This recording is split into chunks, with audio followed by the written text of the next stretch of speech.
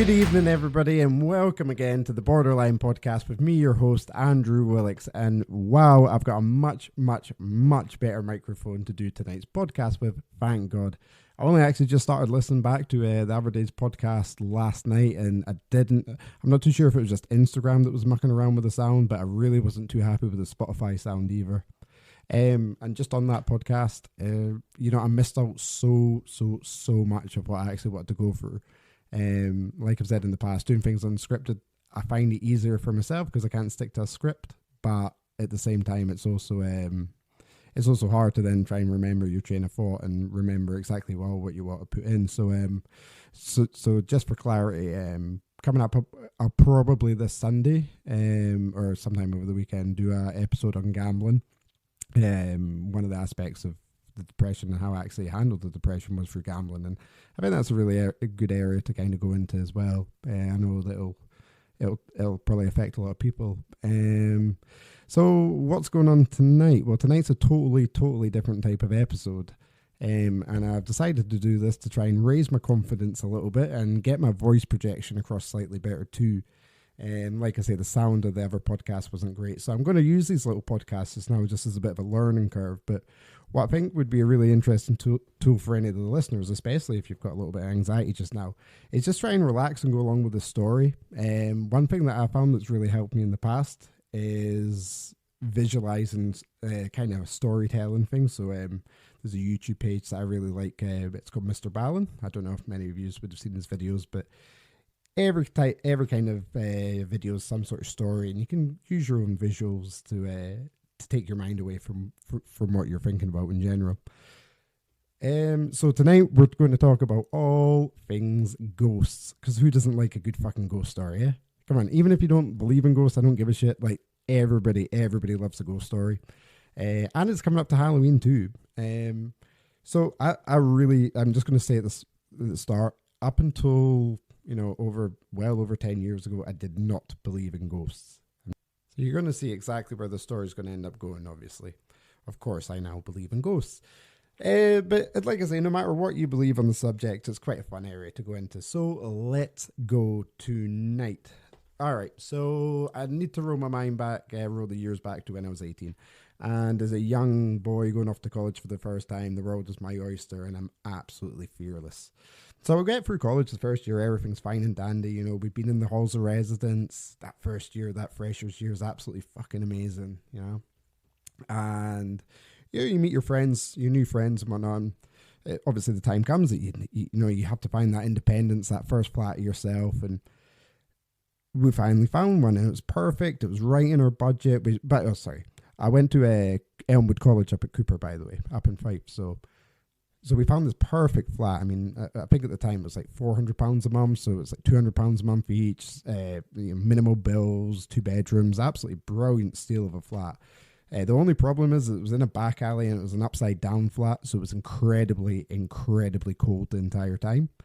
So we moved into this flat. This would be August 2007, and everything was absolutely fine and dandy. Like I say, for context, the ghost thing doesn't appear for many months later, but still, I have to give you the background story. So we're moving to the flat, and it's absolutely fine. It is really cold. As I say, it's in an alley. The only real proper window is up in what is the living room. So heat-wise, the heaters was absolutely shocking. So this is obviously going to tail into when the poltergeist activity started, should we call it. So yeah, August, plenty of parties, everybody back, absolutely no poltergeist activity. Who would have thought it? You moved into a flat in second year of college and you didn't get poltergeist activity. What a fucking scam. So, so September comes. I'm trying to think it must have been around about October time, I think, because, it definitely got a lot cooler. Which I remember as well. I was in the fucking single bed, and Darren, my flatmate at the time, was in this lovely big king bed. Dickhead. A big D, by the way. If you do ever end up picking up one of these podcasts, we absolutely need to meet up, by the way. I've got to stop saying to. That's also practice for tonight. Right, anyway. So September, and we're going to go to the end of September, October time. And as I say, it's an upside down flat, and it's really cold, and it's dark. And at night time, things creak and things go bump. And anything can happen. It's wooden floorboards. It's there's pipes. The logical Andrew's thinking. Not that I've heard anything yet. There's little scratches and that around the house. What was that? Like we do every day, but nothing scary. But one night there was definitely what I would make out coming from what is directly above me is the kitchen, is footsteps. But let's say it's a very, very cold flat. It's in a back alley. We've got the heating on during the night. Pipes are expanding, wood's expanding. Funny sounds can happen from anything. Anything. Could be an animal, could be a rat, could be a raccoon, could be Bigfoot. We don't know. So, yeah, so there's like footsteps and that. And, everybody knows that feeling, when you're lying. But yeah, what the fuck was that? Fucking hell. What the... yeah, we all hate but love that feeling. So, you get that and didn't really think anything of it. And then I think it must have been the night directly after that it happened again. And at this point I'm thinking, it's like surely not. It must be an animal at this point. I'm doing animal care and I'm trying to think, rats aren't going to make that. So, you can get big rats. I've seen big rats in Thailand, but not in Britain. Yeah, you get big rats in Britain, but not to make this kind of sound. So I'd asked Darren about it the next day. And I just asked him, you heard anything during the night? Or that's kind of weird shit been happening. And Darren, no, I've not heard anything. No. I've not heard anything. Okay, you brush it off and that and think, well, again, probably has just been something. And it must have been like a week or two later. So I'd kept on kind of hearing little kind of rummages, as you'd call it, but I kind of just got used to it. And just brushed it off. And it was actually Darren. It came to me. It must have been about a week or two later, so it is getting progressively colder, remember, which we have to have to take this into account. We have to think of something logical, remember. I don't believe in ghosts.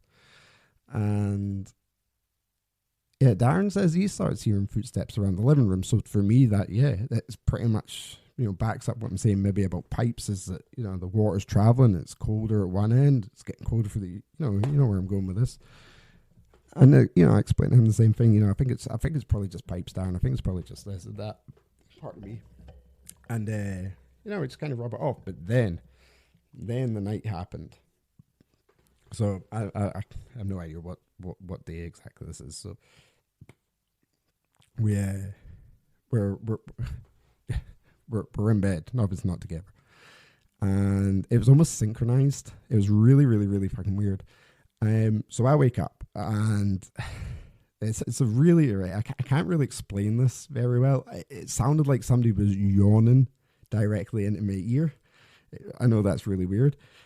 But that woke me up. I'm like this absolute terrified panic.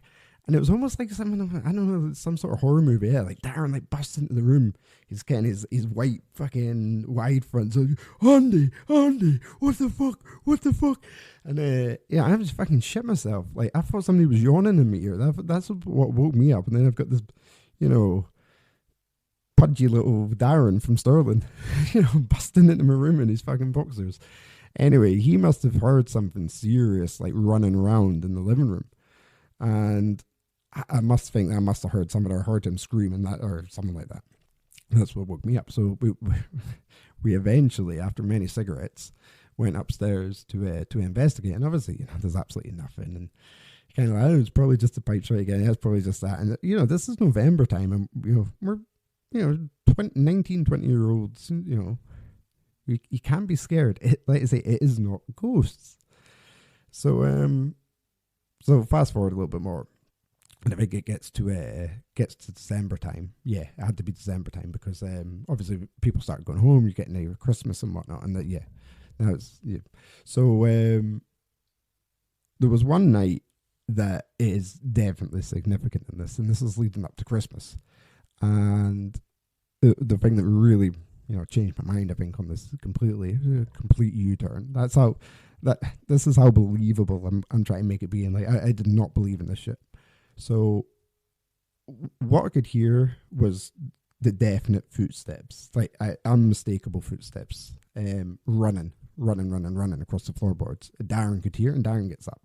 And we're actually shouting at each other at this point. Like the flat that you walk in, like you walk straight in the door. Like I'm on the left, he's on the right. There's a bathroom in front of you, and then you're just straight upstairs. So it's like a tiny little entrance hallway, and so we can talk like quite easily. And we're shouting, what the fuck, what the fuck, what the fuck. And then I swear to God, this footstep starts coming down the stairs like really fast, really, really, really fucking fast. And at this point, like, Ken, if it is a rat, I can see it now, but fuck man, there's no fucking chance in hell I'm opening that door. I am absolutely beside myself, like genuinely probably did shit myself, and I still don't realize to this day that scared. It's unbelievably scary. I don't know if anybody else has had that kind of paranormal experience like that, but it is shit scary. So we are obviously terrified, and it just stops. The sound just stops, but it stops when we're downstairs. It's downstairs. No, Ken, go back upstairs, you fucking idiot. Don't stay down here. That's where we are. And I honestly think you're probably the best part of an hour passed before me or Darren even attempted to go to have a look outside. And obviously you have a look outside and everything's absolutely fine. And it was at that point that we decided that when we went home for Christmas, nobody was going to go be back in that flat by themselves, because that's how serious we were taking this at the time. And we actually got to the stage that when we were going out at night, we started setting up video cameras. Obviously didn't catch anything, and I'm actually grateful that I didn't, because we still had like 3 months to live in there. I don't think I would have hacked it, but again, to make the story slightly more believable, wait, I'm doing the M's again. The girlfriend that I had at the time, she also, I don't think she believed in ghosts. From what I can remember, I don't think she believed in ghosts. So obviously me and Darren are down at the pub and we're giving a big licks to everybody. This part, yeah, no, we're fucking haunted. And nobody believes us. And obviously my girlfriend at the time didn't either. So she hadn't stayed in the flat before, so obviously I challenged her. Yes, this is like horrible Russell Brand ploy. I challenged her to try and stay overnight. And let's just say we go up to the flat at 10 o'clock, 11 o'clock. I had to walk her back to the hall's residence at 1 o'clock, crying her eyes out, because that's how much of it she couldn't take. It was so scary. So fucking scary. But that's not where it ends, because, well, that's where it ends there, pretty much. Yeah, we ended up, kind of anti-climax of that story was, actually there's not, but I'm not too sure how much I believe of this. Pretty sadistic joke, if it was the footsteps were definitely reminiscent of a child. And we did hear through somebody that worked at the Halls of Residence, Angela, she was Canadian, that her younger sister had actually died in that flat. So, yeah, very good connection there. Again, lends itself to a little bit more evidence in the favour of it. But, so we pretty much moved out of that flat, and that was that. So, my mum's house is pretty haunted too. There's a lot of weird stuff when I moved back home that happened there. Maybe I was just more open to the ideas of there could be something there, because it really did affect me quite, I'd say negatively, but also positively at the same time. I mean, as humans, we're designed to be mysterious and curious. That life. I've used this quote like twice today already. What the hell? Like, life is a mystery, and that's what makes it so magical.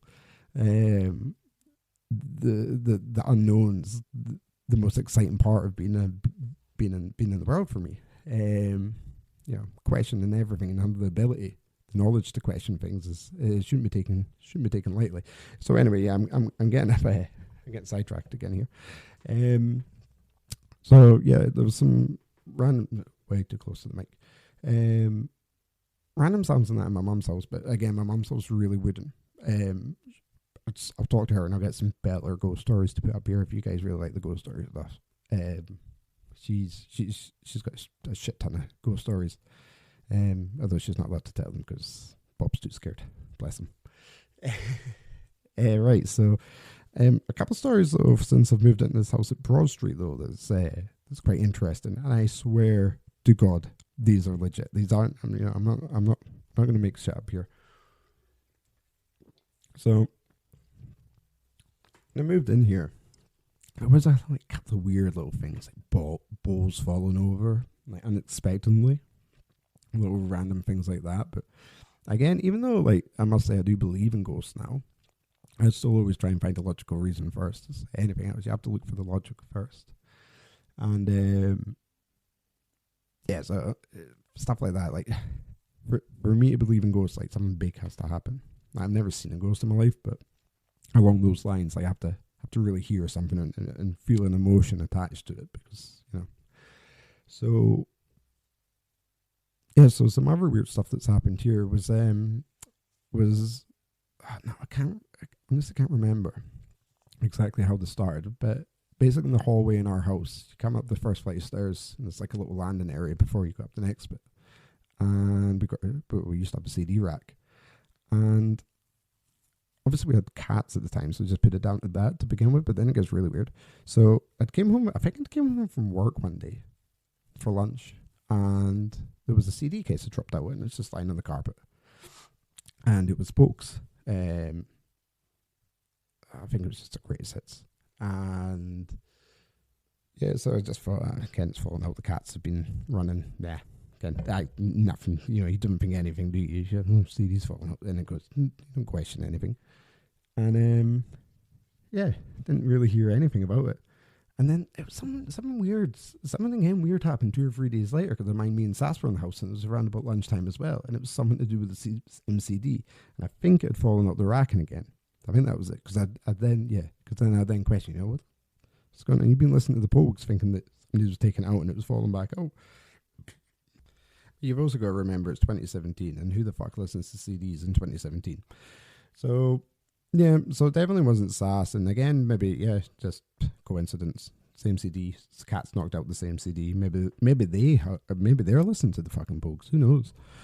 And again, absolutely no scary shit for a couple of days. And definitely a couple of days, because then it would have made sense. I was on back shift because I came home at night. And yeah, and the next occurrence would have been when I was on day shift. So we're up in bed, and there's a clatter downstairs. Now, again, our bedroom, we at this point live up in, it's a converted attic, so you've got to come downstairs again to get to this hallway. You can hear shit up there, and the clatter. What the fuck? Again, no, not Cooper again. Surely not. It's followed me home here, which I did actually. Could be credence to that. So. Sass says, "God, fucking check it out." So I bust downstairs, again, Action Man at this point, and there is the fucking Pogue CD again out in the racking, and I'm like, nah, what the actual fuck is going on here? Like, yeah. And I actually go back. Sass has got to come in. I go back upstairs, and Sass is actually at this point she's starting to get really upset and worried, and a little bit cry. No harm in that. We all get scared from time to time, bless her. And I'm dead man walking tonight. Jesus. So definitely sleep with the lights on that night. And there's 2 more instances of this. And this is where it gets real weird. This is where you can stop explaining. And yes, it could have been Sass that tricked me, but Jesus, she's not that good of an actor to break down into tears after doing something she's just done. So I'm coming home from work, and I'm walking up the stairs, and I notice something on the top of the staircase, and it's a fucking CD, like perfectly sat on our banister, like our handrail on the banister. And the banister is like a spherical shape, so it's perfectly balanced, bang in the middle. It had to be placed there. So yeah, obviously, if it is a prank, well done whoever played the prank, because I still believe it to this day. Very scary. Obviously, at that point, I think I just threw the CD. I didn't even want to touch it. Like, touching it at this point, it's going to curse me or something. And I'm going to end up fucking spewing green soup. And it was later on that day that I was in the shower. And I always listen to music in the shower. I always sing in the shower. I take ages in the shower. Like, I've got a beautiful voice. All you need to do is listen to From Visitors Afar to check out the backing vocals on that. The backing vocals are better than the main vocals. If you know what I'm on about, you're going to laugh at that, maybe. Apart from Ronnie. So I'm in the shower, listening to my music, and obviously I've got my shuffle on. And Deezer, I'm on Deezer at the time, and Deezer at this point does not have the function of that Spotify does, in which can recognize what songs you like and add songs into your playlist. And I gotta be honest, I don't really like the Pogues.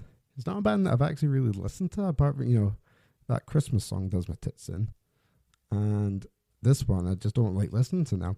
So, yeah, so I'm sat on I'm standing in the shower, and the next fucking song to come on is Dirty Old Town by the Pogues. And at this point, it's a good chance. Probably the reason I missaid sit there is because I'm about to shit. It's that scary. And I'm like, no, not again. Ken, I'm fucking possessed. Why is this happening to me? Putting things together, there is reasons probably why I do have a mental illness. What a life. So yeah, oh god, done it again. Sorry guys. Sorry if you're listening to on headphones. Sorry, that was absolutely shit scary. I think at that point just for the CD away, which is really bizarre because now I do believe them. I hope they're not pulling my pisser, or all this episode could be for nothing. But I want to say that the last person that lived in this house before us used to play the accordion. Now, the Pogues, it's very odd. Very, very, very odd. So that's like, some scary. We also had the lights go off one night in this house, which power cut, but everybody else's lights are on. I went and checked the fuse box and nothing had tripped in. Then it was proper Hollywood, zzz, and they came back on. That was absolutely terrifying that night. So that's pretty much ghost stories, but yeah, 22 minutes of your life you've just given away for that. Well done if you made it this far. Yeah, so that was the point in tonight's episode. That was actually really fun and a really good practice for me. So I'm going to go ahead and post this just now, and you guys can just, any feedback would be appreciated. If you think the mic sounds better, if you like the story, this is the kind of content that I just kind of want to do random little snippets of every now and then, because I know how important it is to maybe have your mind just taken away for something that you just weren't expecting. Sorry. So the subjects don't necessarily need to interest you, but every now and then there's going to be a video. This one isn't a video. Just a little audio podcast popped up, and I'm definitely going to do sharks soon. Come on. Bigfoot, it's definitely going to be one, but there's loads. And like I say, you guys just send me in any requests. If there's something that you want me to go and Google, if there's a subject that you really like, I love doing little bits of research and learning new stuff as well. So send me on a quest, yes. No, guys, and seriously, thank you to everybody that's listened to any of the first episode so far. Yous are making the difference. Yous are the change makers, and you are the local heroes. And I absolutely love yous and adore yous. So thank you very much. This is the Borderline Podcast, and I have been Andrew Willix. Good night.